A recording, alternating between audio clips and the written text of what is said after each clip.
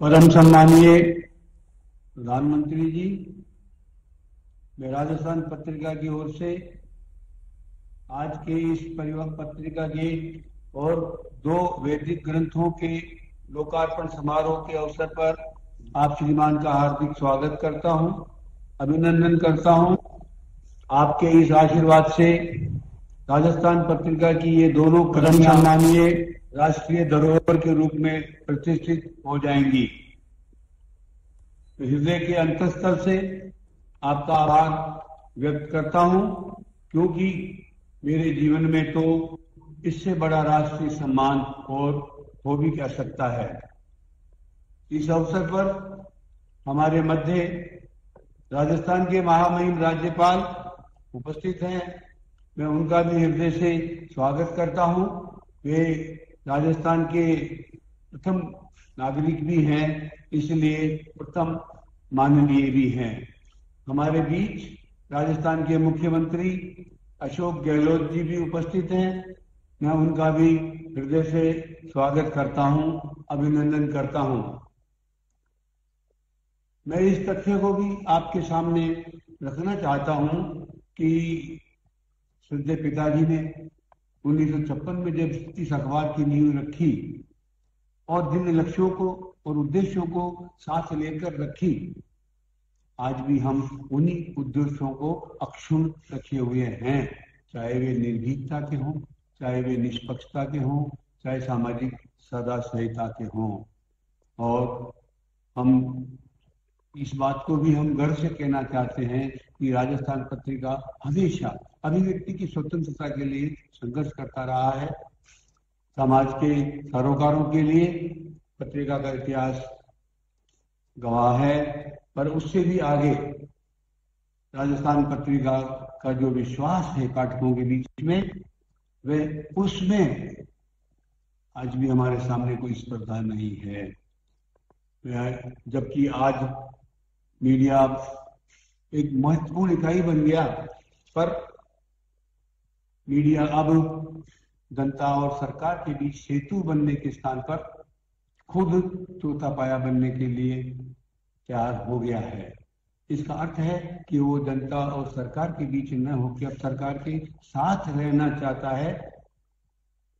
मैं आपको विश्वास दिलाना चाहता हूं, राजस्थान पत्रिका कभी भी चौथा पाया नहीं बनेगा। लोकतंत्र की सेवा करेगा या सिंचाई कर, उन लोकतंत्र के सभी सिद्धांतों के लिए हम तत्पर हैं। मतदान की प्रतिशत को बढ़ाने के लिए हम हर बार कोई न कोई नए से नए अभियान चलाते रहते हैं। यही शायद हमारे भविष्य की स्वर्णिम रेखा है। आज आपके समक्ष राजस्थान पत्रिका के दो महत्वपूर्ण कृतक हम प्रस्तुत कर अपने आप को गौरवान्वित महसूस कर रहे हैं। एक है पत्रिका गेट, जो राजस्थान की नूतन और पुरातन दोनों ही तरह की शिल्प कला का एक बेजोड़ उदाहरण है। दूसरी कृति है भारतीय वाङ्मय की श्रृंखला में जुड़ता एक नया अध्याय, संवाद, उपनिषद और अक्षर यात्रा। मध्यकालीन युग के बाद आज ये 224वां उपनिषद ऋषि प्रदत्त वैदिक परंपरा के रूप में विश्व को उपलब्ध होने जा रहा है। मान्यवर श्रद्धेय पिताजी वैदिक ज्ञान को आज की विज्ञान शैली में प्रस्तुत करने का बीड़ा उठाया था। पत्रिका की वैदिक पीठ इस ज्ञान को शास्त्रों से बाहर निकालकर वैज्ञानिकों के समक्ष रखने की दिशा में कार्यरत हैं। आज भी पुरातन ज्ञान को नूतन स्वरूप में ग्रंथों और भाषा या संस्कृत से भी बाहर निकालकर नई पीढ़ी के बीच रखने की महती आवश्यकता है। उसके बिना हम नई पीढ़ी को मुक्त आकाश नहीं दे पाएंगे। विश्व में आज विज्ञान और तकनीक का जो सारा चक्काचौंध है वो विद्युत के प्रकाश पर टिका है। ये अपरा विद्या का चमत्कार है जो बाह्य जगत को प्रकाशित करता है। दूसरा प्रकाश है शब्द। शब्द भीतर की अभिव्यक्ति को प्रकट करता है। भारत ने शब्द पर काम किया और शब्द को ब्रह्म बना दिया। आज देश में शब्द को हम ब्रह्म की तरह ही पूजते हैं। अक्षर यात्रा की भूमिका में ब्रह्म का शास्त्रीय विवेचन है। वर्णमाला का संपूर्ण परिचय, स्वर, व्यंजन, अक्षर, हर एक का स्पष्ट विवरण एवं विस्तार है। इसमें 633 अध्याय हैं, जिनमें अमरकोश, यास्काचार्य का निरूप और एकाक्षर बीज जैसे सभी संदर्भ ग्रंथ समाहित हैं। संवाद उपनिषद में शब्दयुक्त संवाद के साथ साथ शब्द विहीन संवाद, जैसे हम ध्यान में करते हैं या माँ अपने गर्भस्थ शिशु से करती है, उस तरह के संवाद, दो तरफा संवाद और साथ साथ एक तरफा संवाद जैसा हम अपने आप से करते हैं, आत्मा लाभ के दौरान करते हैं, इन सब का एक पुरातन शास्त्रों का एक नवनीत इस उपनिषद में उपस्थित किया गया है। संप्रेषण आत्मा का धर्म है, मन और बुद्धि से आगे की बात है। वेद विज्ञान का ये नया चिंतन विश्व समुदाय में नए रूप में स्थापित होगा, इसकी हमें पूर्ण आशा है। देश के मूर्धन्य संस्कृत विशेषज्ञ डॉक्टर सत्यव्रत शास्त्री के अनुसार शुरू में ईशोपनिषद जैसे केवल 10 उपनिषद थी, बाद में बढ़ते बढ़ते 223 हो गई। मध्यकाल में एक अल्लोपनिषद नाम का उपनिषद जुड़ा और आज उसी परंपरा में संवाद उपनिषद गूढ़ से गूढ़तर ज्ञान को विश्व पटल पर प्रस्तुत करने के लिए आपके समक्ष प्रस्तुत है। मान्यवर, परंपरा के अनुसार सभी ऐतिहासिक शहरों में विभिन्न मुख्य मार्गों पर स्वागत द्वार बने रहते हैं। जयपुर भी वास्तुकला का एक उत्कृष्ट उदाहरण है। दूसरी इसी तरह से हम जाएं जोधपुर, बीकानेर, उदयपुर, सीकर, जहां भी हम और प्राचीन शहरों में जाएं, सब जगह हमारे यहाँ और उन्हीं समय से उन्हीं की शैलियों में द्वार बने हुए हैं। और हम ये भी मानते हैं कि समय के साथ सभ्यता बदलती है, संस्कृति नहीं बदलती। पत्रिका गेट की जो अवधारणा, उसका मूल मंत्र भी यही है, जिसका आज आप श्रीमान लोकार्पण करेंगे।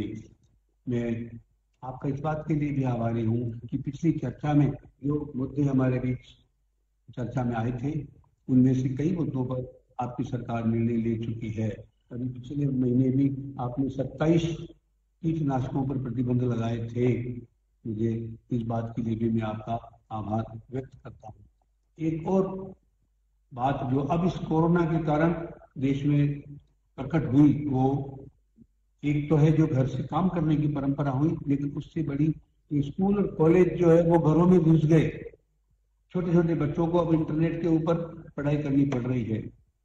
मेरा आपसे आग्रह है कि ऐसा कोई भी निर्देश सरकार की ओर से जारी हो कि कंप्यूटर के ऊपर शिक्षा ग्रहण करने की कम से कम उम्र क्या हो कि उसके पहले कंप्यूटर की शिक्षा नहीं दी जाए, उसके बाद भी उम्र के अनुरूप उनकी ग्रेडिंग हो जाए तो बहुत अच्छा होगा।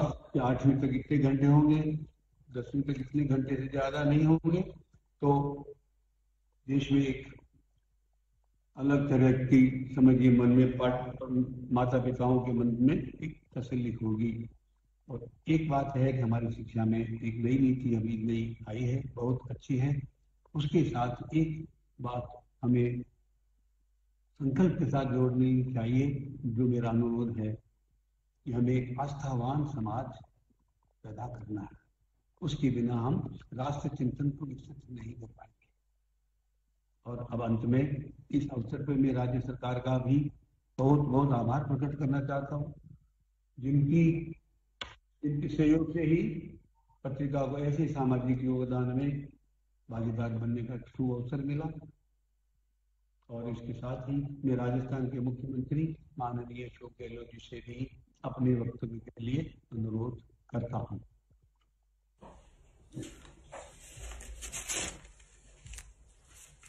माननीय प्रधानमंत्री नरेंद्र मोदी जी, माननीय राज्यपाल महोदय कलराज मिश्र जी,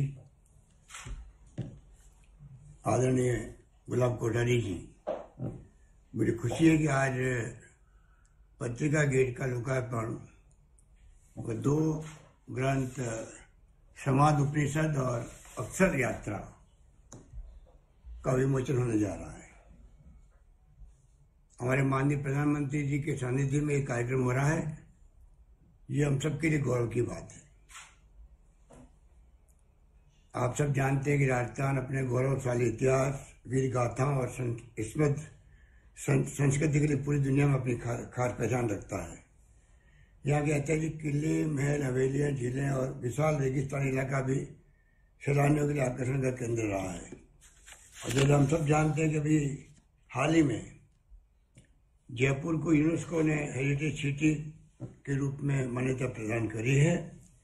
और इस नगरी के अंदर ये जो पत्रिका गेट बना है, जयपुर विकास प्राधिकरण ने मिशन अनुपम के तहत वर्ष 2007 में जवाहर सर्कल पर उत्तरी मार्ग पर पत्रिका को प्रवेश द्वार बनाने की मंजूरी दी।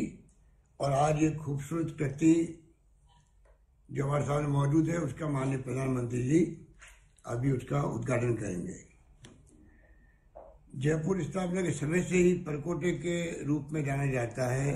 चाहे Kishan Pol, Chand Pol, Suraj Pol, Ganga Pol, Shiv Pol, Sanganeri gate, Ghat gate, Zorawar Singh gate शामिल थे। मुझे खुशी है कि इस प्रवेश द्वार में प्रदेश की प्राचीन मारवाड़, मेवाड़, ढूंढाड़, अजमेर, मेरवाड़ा, शेखावटी, हड़ौती, ब्रज, वागड़, गोडवाड़ क्षेत्र के शिल्प कला के विभिन्न रूपों में शामिल किया गया है। इसके लिए मैं पत्रिका समुदाय को बहुत बहुत बधाई देना चाहता हूँ। पूरे राजस्थान के सौंदर्य को, कला को, संस्कृति को, भित्ति चित्र को और पेंटिंग्स को इसमें शामिल किया है। और मुझे खुशी इस बात की है कि राजस्थान पत्रिका उसके संस्थापक कपूर चंद कुली साहब के वक्त से ही सामाजिक सरोकार निभाता आया है। और जैसा कहा गया है कि उन्होंने हमेशा राजनीति, राजनेता, शासन, प्रशासन, लाभ हानि और इससे कुछ नहीं समझे, बल्कि सिर्फ विषय समझा। इस बात की मुझे खुशी है। और सामाजिक सरोकार रखना पत्रकारिता में अपना आप में एक ऐसा संदेश है जिसकी आवश्यकता सबको है। पत्रकारिता निष्पक्ष सोच, चौथा स्तंभ कहलाता है, उसकी बहुत बड़ी भागीदारी है देश में लोकतंत्र, समाजवाद, धर्मनिरपेक्षता को बचाने की। और राजस्थान पत्रिका अपने सरोकार को निभाता आया है, इस बात की मुझे बहुत खुशी है। उसके साथ में अभी जो गुलाब कोठारी जी कह रहे थे कि जिस प्रकार से वेद अब तक धर्म ग्रंथ माने जाते थे, कुली जी ने पहली बार वेदों की वैज्ञानिक व्याख्या करी। तो कुली जी ने वेदों में निहित विज्ञान को आम जन के सामने रखा।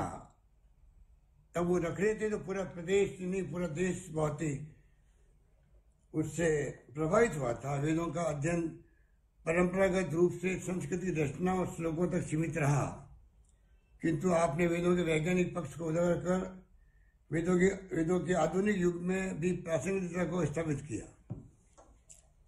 मुझे खुशी है कि उन्होंने 21 वेदों को एकत्र कर मंजूषा बनाकर लकड़ी की मंजूषा पूर्व प्रधानमंत्री वाजपेयी जी को भी भेंट करी थी।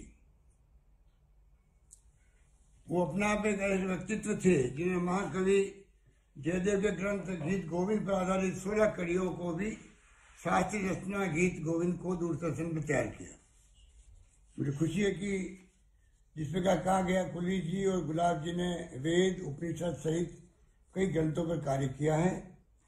और गुलाब जी के मत में तो उपनिषद की रचना किसी काल विशेष तक सीमित नहीं है। उन्होंने स्वयं संवाद उपनिषद की रचना की है। विश्व के सभी धर्मों के समन्वय हेतु भी गुलाब जी ने उल्लेखनीय कार्य किए हैं। तो मुझे खुशी है कि आज प्रधानमंत्री जी स्वयं मौजूद है। और एक तरफ तो ये पत्रिका का गेट जो संदेश देने वाला है हमारे देश की महान संस्कृति, हमारे देश की महान परंपराओं और संस्कार को, जिसको कि सामाजिक सरोकार के रूप में पत्रिका समूह हमेशा जनता के सामने रखता है। मैं चाहूँगा कि प्रधानमंत्री जी के हाथों जब ये उद्घाटन हो, एक संदेश जाएगा राजस्थान के अंदर भी, और मुझे उम्मीद है कि जिस रुचि से गेट बनाया गया है और जो संदेश देने का प्रयास किया गया है, उसी रूप में राजस्थान प्रदेशवासी नहीं बल्कि जो राजस्थान तो पर्यटन के क्षेत्र में माना हुआ डेस्टिनेशन है, जहाँ देश और दुनिया के पर्यटक आते हैं, वो भी जब इस गेट के माध्यम से जानकारी प्राप्त करेंगे तो उनको राजस्थान की पूरी तस्वीर उनके दिलो दिमाग में छाएगी और वो राजस्थान की एक तस्वीर लेके राजस्थान से जाएंगे। इस बात का मुझे पूरा विश्वास है। इन्हीं शब्दों के साथ मैं लंबी बात नहीं कहता हूँ, समय सीमा देखते हुए मैं पुनः एक बार प्रधानमंत्री नरेंद्र मोदी जी का हार्दिक स्वागत करता हूँ अपनी ओर से, अपनी सरकार की ओर से, अपने प्रदेशवासियों की ओर से। धन्यवाद। मैं माननीय प्रधानमंत्री श्री नरेंद्र मोदी जी से ग्रंथ संवाद उपनिषद और अक्षर यात्रा का विमोचन करने का आग्रह करता हूँ। धन्यवाद गुलाब जी।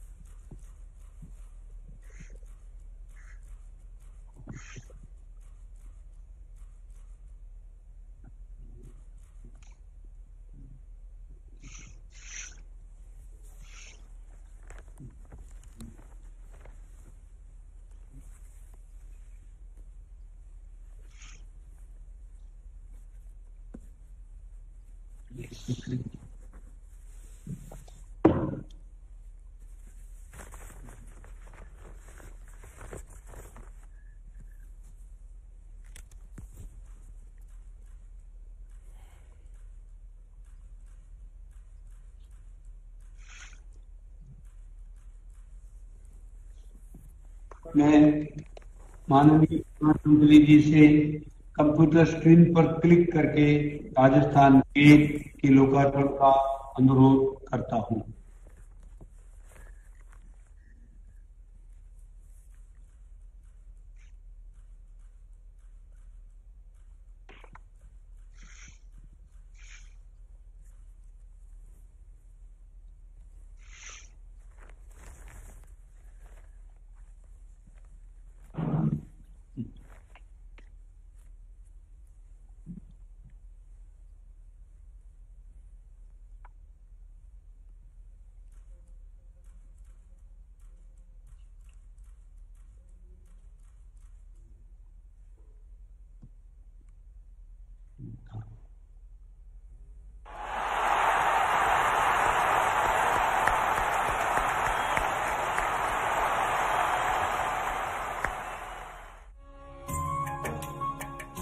राजस्थान के इतिहास का आज एक स्वर्णिम दिन, एक ऐतिहासिक पल है जब देश के प्रधानमंत्री माननीय नरेंद्र मोदी जी ने राजस्थान की राजधानी जयपुर में पत्रिका गेट का लोकार्पण किया है।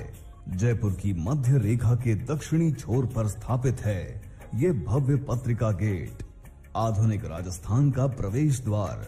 राजस्थान पत्रिका की तरह ही राजस्थान का सिरमौर, एक ऐसा गौरवशाली अखबार जो आज दुनिया भर में अपनी निष्पक्ष, निर्भीक और निस्वार्थ पत्रकारिता के लिए जाना जाता है।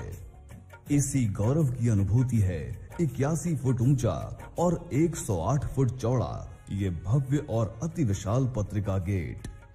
इसके 9 गेट और उनके ऊपर बने झरोखे, छतरियां व बारादरियां समूचे राजस्थान के 9 विभिन्न अंचलों, मारवाड़ से मेवाड़, शेखावटी से ढूंढाड़, अजमेर से ब्रज, हाड़ौती से गोडवाड़ और वागड़ की समृद्ध सांस्कृतिक विरासत और स्थापत्य कला की पहचान है। जयपुर की सेंट्रल स्पाइन के एक ओर दक्षिण छोर पर पत्रिका गेट है तो दूसरी ओर पूर्वी छोर पर ऐतिहासिक गढ़ गणेश। पत्रिका गेट नवग्रहों के आधार पर बसाए गए जयपुर की वास्तु को संपूर्णता देता है। पत्रिका के संस्थापक स्वर्गीय कर्पूर चंद्र कुलिश ने कहा था कि जो कुछ भी समाज से अर्जित किया है उसे किसी न किसी रूप में समाज को वापस लौटाना चाहिए। इसी ध्येय वाक्य से प्रेरित होकर पत्रिका ने हरियाणा राजस्थान अमृतम जलम, एक मुट्ठी अनाज योजना, कारगिल शहीद परिवार कोष जैसे कितने ही सामाजिक सरोकारों को एक मिशन के रूप में पूरा किया है। कोरोना काल में जहां भ्रामक जानकारियों के बीच पत्रिका ने प्रामाणिक सूचनाएं और तथ्य पाठकों तक पहुंचाए, वहीं इस महामारी से संघर्ष करने वाले कर्मवीरों का सम्मान भी किया है। पत्रिका गेट राज्य सरकार की अनुमति से जयपुर विकास प्राधिकरण के मिशन अनुपम के तहत राजस्थान पत्रिका समूह द्वारा बनाया गया है। इसे विश्व विख्यात वास्तुकार अनूप बरतरिया ने डिजाइन किया है। ये प्रतीक है दुनिया भर के पाठकों की अटूट आस्था और विश्वास का, जो उन्होंने राजस्थान पत्रिका में व्यक्त किया है। इसी स्नेह के प्रति कृतज्ञता का भाव मन में रखते हुए आज पत्रिका गेट जन जन को समर्पित करते हैं और दायित्वपूर्ण पत्रकारिता के अपने संकल्प को पुनः दोहराते हैं।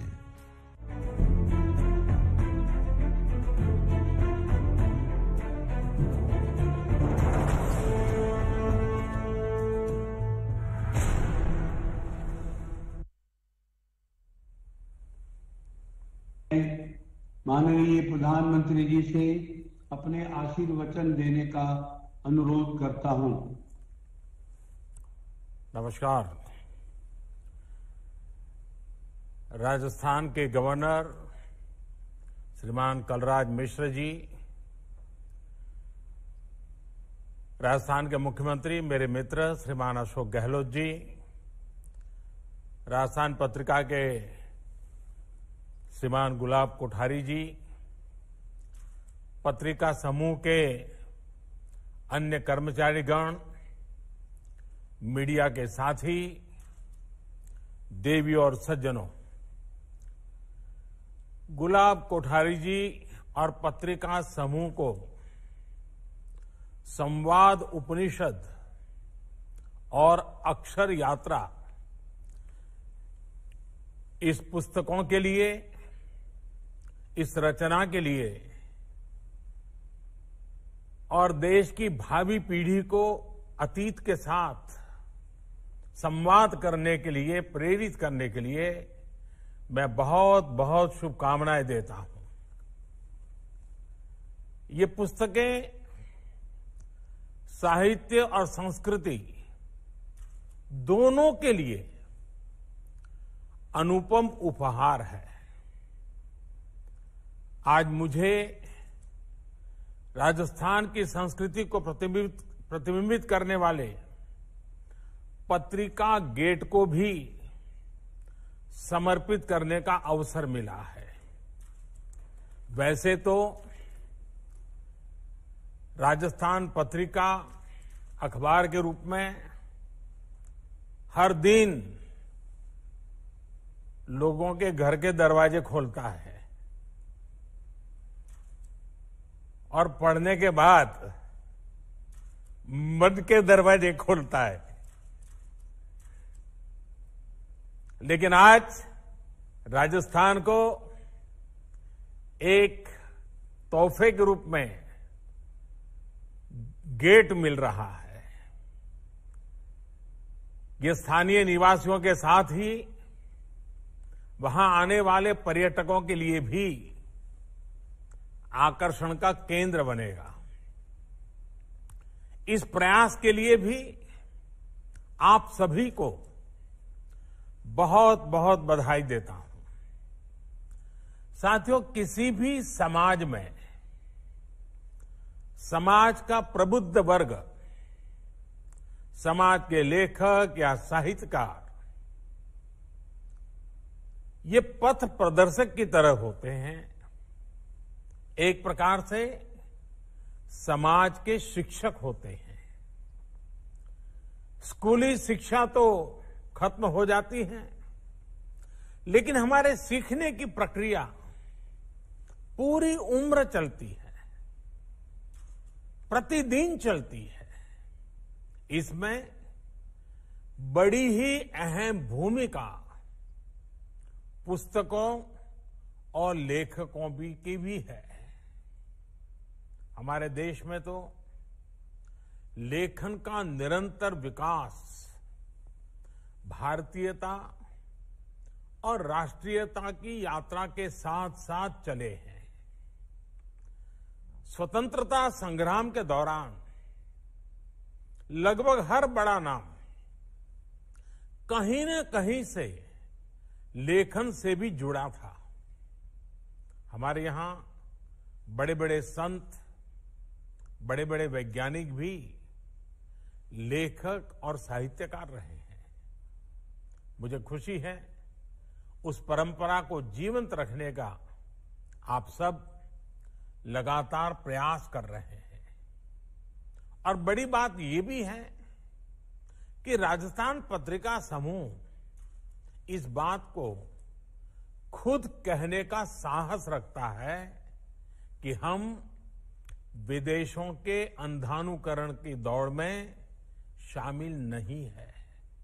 और अभी भी गुलाब जी बोल रहे थे, आप भारतीय संस्कृति, भारतीय सभ्यता और मूल्यों के संरक्षण को, उन्हें आगे बढ़ाने को प्राथमिकता देते हैं। गुलाब कोठारी जी की ये पुस्तकें संवाद, उपनिषद और अक्षर यात्रा भी इसका जीता जागता प्रमाण है।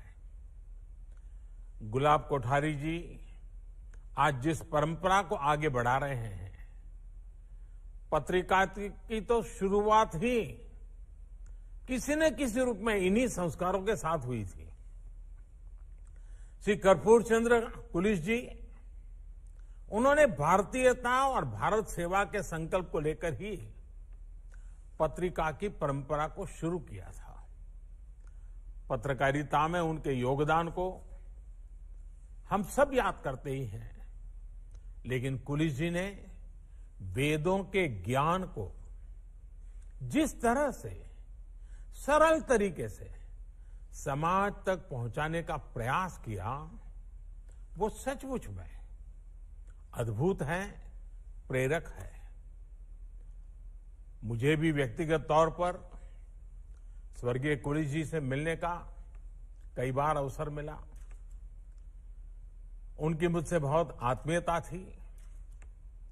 वो अक्सर कहते थे, पत्रकारिता सकारात्मकता से ही सार्थकता तक पहुंचती है।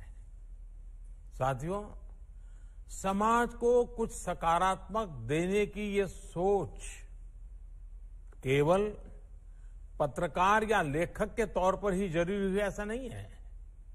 ये सकारात्मकता, ये सोच एक व्यक्ति के तौर पर भी हमारे व्यक्तित्व के लिए भी बहुत जरूरी है।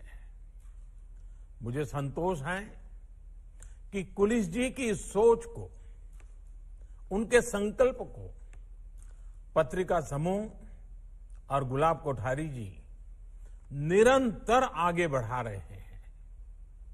गुलाब कोठारी जी, आपको तो याद होगा, जब कोरोना को लेकर प्रिंट मीडिया के साथियों से मैंने मुलाकात की थी, वर्चुअल मुलाकात थी, तब भी आपके सुझाव, आपकी सलाह जब मैं सुन रहा था तो यूं ही मेरे दिल से आवाज निकली थी और मैंने कहा था कि आपके शब्द मुझे आपके पिताजी की याद दिलाते हैं।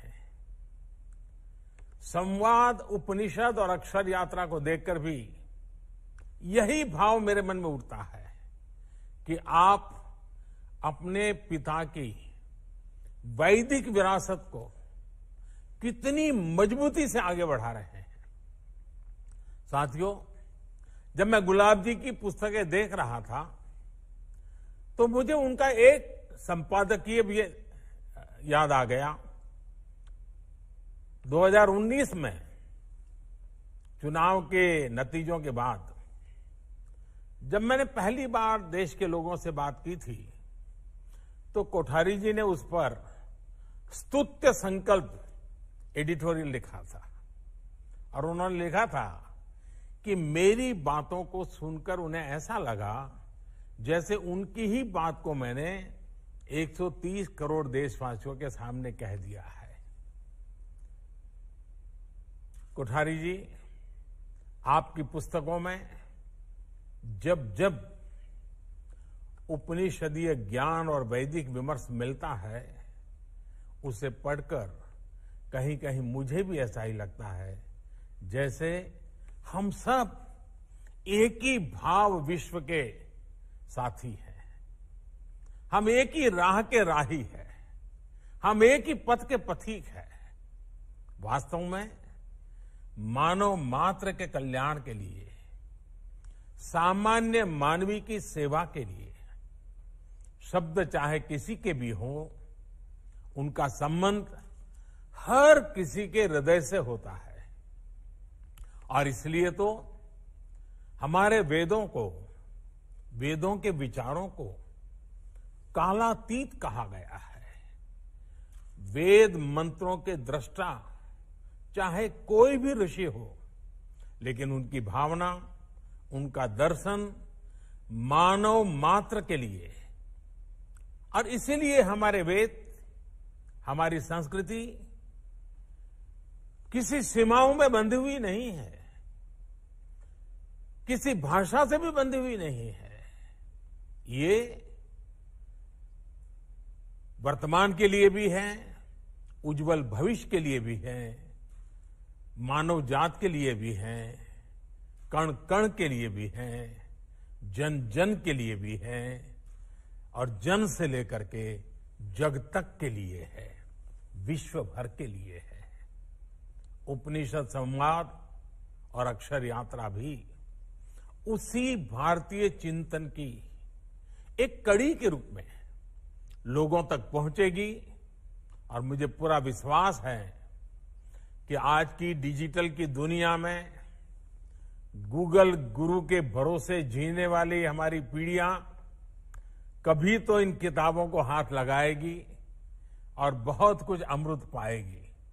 आज टेक्स्ट और ट्वीट के इस दौर में ये और ज्यादा जरूरी है कि हमारी नई पीढ़ी गंभीर ज्ञान से दूर न हो जाए। और मैं तो हर परिवार से आग्रह करता हूं कि जैसे घर में आप घर की जब रचना करते हैं तो एक छोटी सी जगह मंदिर छोटा बना देते हैं, जूते रखने के लिए एक जगह बना देते हैं।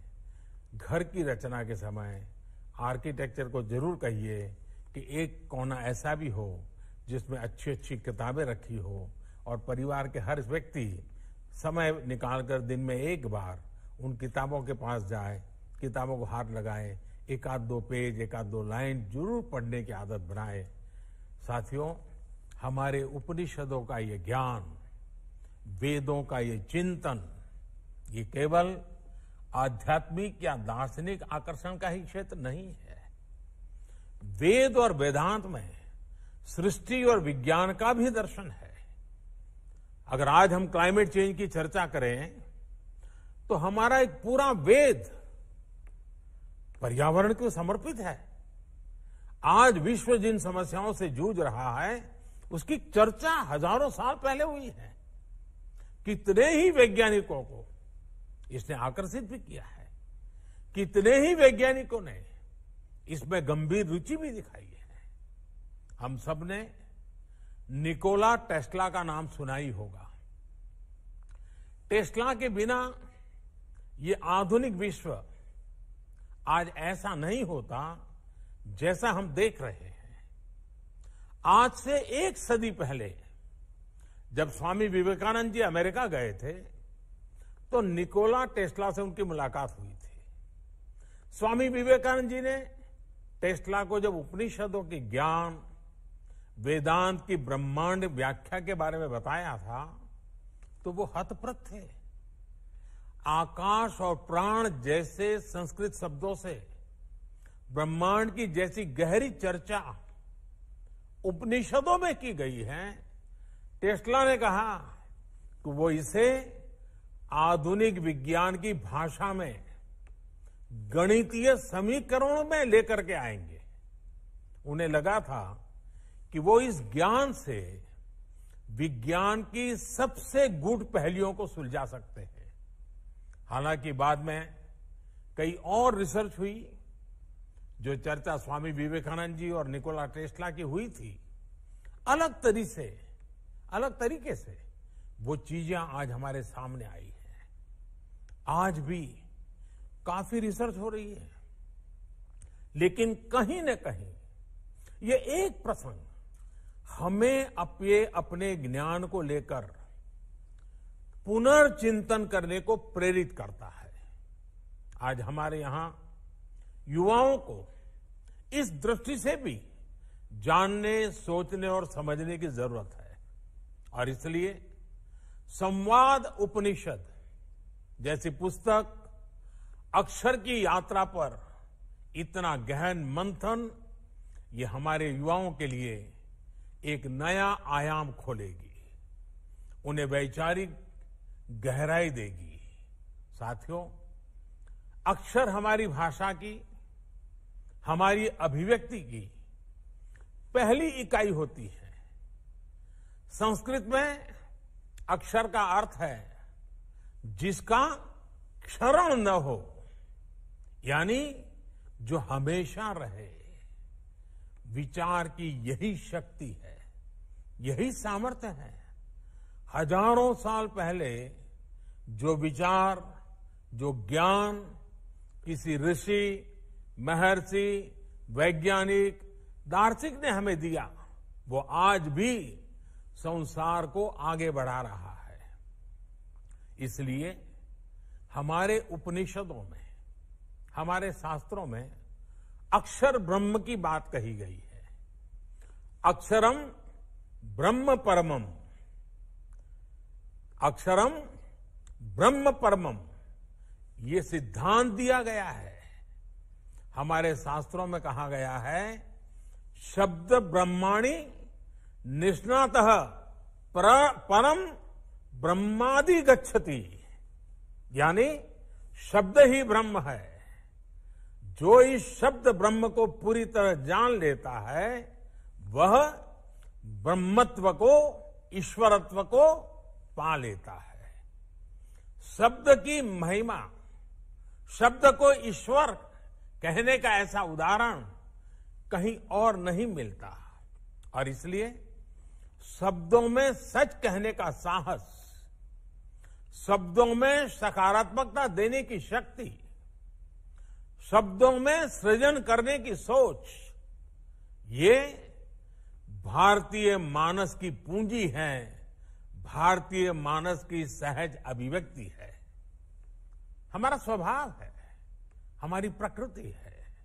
जब हम इस शक्ति को महसूस करते हैं, तब एक साहित्यकार के रूप में, एक लेखक के रूप में अपने महत्व को समझ पाते हैं, समाज के प्रति अपनी जिम्मेदारी महसूस कर पाते हैं। आप देखिए, गरीबों को शौचालय देने वाला, अनेक बीमारियों से बचने वाला स्वच्छ भारत अभियान हो, माताओं बहनों को लकड़ी के धुएं से बचाने वाली उज्ज्वला गैस योजना हो, हर घर तक जल पहुंचाने के लिए चल रहा जल जीवन मिशन हो, सभी में मीडिया ने जागरूकता बढ़ाने का काम किया है, सकारात्मक काम किया है। महामारी के इस दौर में कोरोना के खिलाफ जागरूकता अभियान में भी भारतीय मीडिया ने जनता की अभूतपूर्व सेवा की है। सरकार के कार्यों की विवेचना, सरकार की योजनाओं में जमीनी स्तर पर जो कमियां हैं उसे बताना, उसकी आलोचना करना, ये भी हमारा मीडिया बखूबी करता रहा है।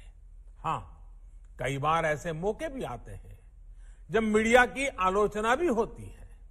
सोशल मीडिया के दौर में तो ये और भी ज्यादा स्वाभाविक हो गया है, लेकिन आलोचना से सीखना भी हम सबके लिए उतना ही स्वाभाविक है और आवश्यक भी है।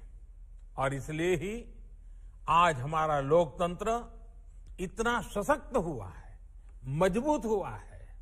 साथियों, जिस तरह आज हम अपनी विरासत, अपने विज्ञान, अपनी संस्कृति, अपने सामर्थ्य को लेकर आगे बढ़ रहे हैं, उसे स्वीकार कर रहे हैं, हमें अपने इस आत्मविश्वास को आगे बढ़ाना है। आज जब हम आत्मनिर्भर भारत की बात कर रहे हैं, आज जब लोकल के लिए वोकल होने की बात कर रहे हैं, मुझे खुशी है कि हमारा मीडिया इस संकल्प को एक बड़े अभियान की शक्ल दे रहा है। साथियों, हमें अपने इस विजन को और व्यापक करने की जरूरत है। भारत के लोकल प्रोडक्ट्स तो ग्लोबल हो ही रहे हैं, लेकिन भारत की आवाज भी अब ज्यादा ग्लोबल हो रही है। दुनिया भारत को अब और ज्यादा ध्यान से सुनती है। आज लगभग हर अंतर्राष्ट्रीय मंच पर भारत की बहुत मजबूत उपस्थिति है। ऐसे में भारतीय मीडिया को भी ग्लोबल होने की जरूरत है। हमारे अखबारों की, मैगजीन्स की ग्लोबल रेपुटेशन बने। डिजिटल युग में डिजिटली हम पूरी दुनिया में पहुंचे। दुनिया में तो अलग अलग लिटरेरी अवार्ड्स दिए जाते हैं, भारत के संस्थाएं भी वैसे ही अवार्ड दें। ये भी आज समय की मांग है, ये भी देश के लिए जरूरी है। मुझे जानकारी है श्री कर्पूर चंद्र कुलिश जी की स्मृति में पत्रिका समूह ने अंतर्राष्ट्रीय पत्रिका पुरस्कार की शुरुआत की है। मैं इसके लिए समूह को बधाई देता हूं। मुझे विश्वास है कि आपके ये प्रयास भारत को वैश्विक मीडिया मंच पर एक नई पहचान दिलाएंगे।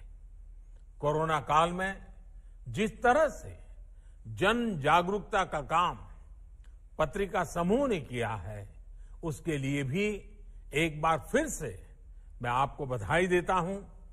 इस अभियान को अभी और तेज करने की जरूरत है। हमारे देशवासी भी स्वस्थ रहें और अर्थव्यवस्था को भी गति मिले, ये आज देश की प्राथमिकता है। मुझे भरोसा है कि देश जल्द ही ये लड़ाई जीतेगा।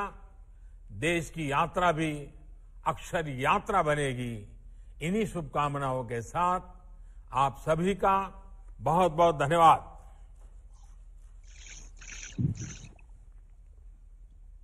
जिस हृदय में कृष्ण रहते हैं, उस हृदय के केंद्र से मैं आप श्रीमान का आभार व्यक्त करता हूं। आज आपका ये आशीर्वचन इस नींव के पत्थरों में कुछ फिर से नई जान हो गया है और हम उस सभी सपनों को पूरा करने का प्रयास करेंगे जो अपेक्षाएं अभी आपके साथ हम तक पहुंची हैं। मैं माननीय राज्यपाल महोदय का भी आभार व्यक्त करता हूं, माननीय मुख्यमंत्री जी का भी आभार व्यक्त करता हूं और प्रभु से कामना करता हूं कि आप सभी श्रेष्ठ पुरुषों का आशीर्वाद इस समूह पर निरंतर बना रहे। प्रणाम।